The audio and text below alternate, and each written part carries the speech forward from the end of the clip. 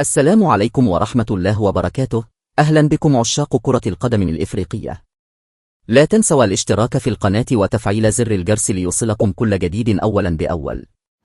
اليوم سنقدم لكم كل التفاصيل حول مباراة مصر والسنغال في نصف نهائي كأس إفريقيا المقامة في المغرب، بداية من موعد المباراة، التوقيت حسب الدول، الملعب، القنوات الناقلة، التشكيلة الرسمية، وكيف وصل كل منتخب إلى هذا الدور الحاسم.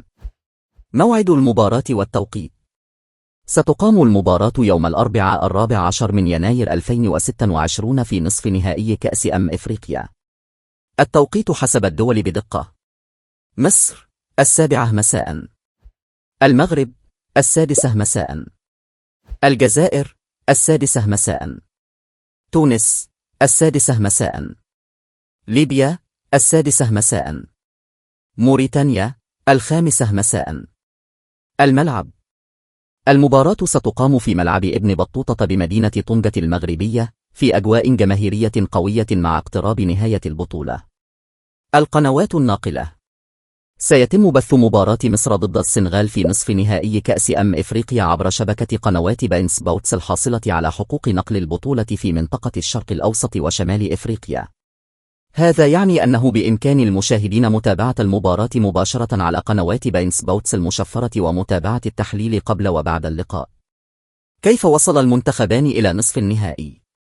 منتخب مصر: الفراعنة تأهلوا إلى نصف النهائي بعد الفوز على كوت ديفوار في ربع النهائي في مباراة قوية شهدت أداء هجومي وتنظيما جيدا من لاعبي المنتخب المصري. منتخب السنغال: أسد التيرانغا تأهلوا بدورهم إلى نصف النهائي بعد مباراة قوية في ربع النهائي، مؤكدين قوتهم في الدفاع والهجوم طوال مشوار البطولة. التشكيلة الرسمية المتوقعة للمنتخبين. هنا نعرض التشكيلة الأساسية لكل منتخب كما شاركوا في آخر مباراة رسمية لهم قبل نصف النهائي. تشكيلة منتخب مصر: نفس التشكيلة الأساسية من آخر مشاركة رسمية. حراسة المرمى: محمد الشناوي. الدفاع: أحمد فتوح، رامي ربيعة، حسام عبد المجيد، محمد هاني. وسط الميدان: إمام عاشور، عمرو السولية، محمد صلاح.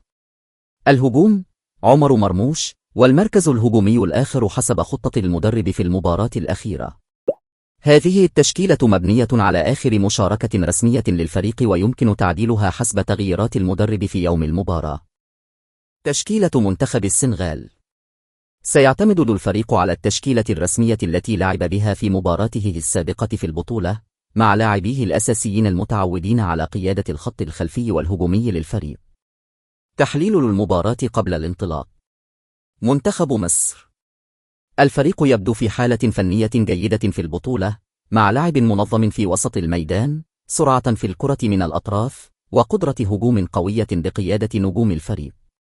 منتخب السنغال: السنغال يعتمد على صمود دفاعي قوي، تنظيم في وسط الملعب، وتحولات سريعة في الهجوم، مما يصعب المهمة على المنافس في الوصول إلى مرماه بسهولة. المباراة بلا شك ستكون قوية ومتكافئة، وقد تحسمها التفاصيل الصغيرة خاصة في الأدوار الحاسمة. هذه مواجهة منتظرة بحماس كبير من الجماهير في الوطن العربي وإفريقيا. مصر والسنغال كلاهما يسعى للوصول إلى النهائي والتتويج بكأس إفريقيا. اكتبوا لنا في التعليقات من تتوقع أن يفوز. ولا تنسوا الإعجاب بالفيديو والاشتراك في القناة وتفعيل الجرس ليوصلكم كل جديد قبل أي أحد.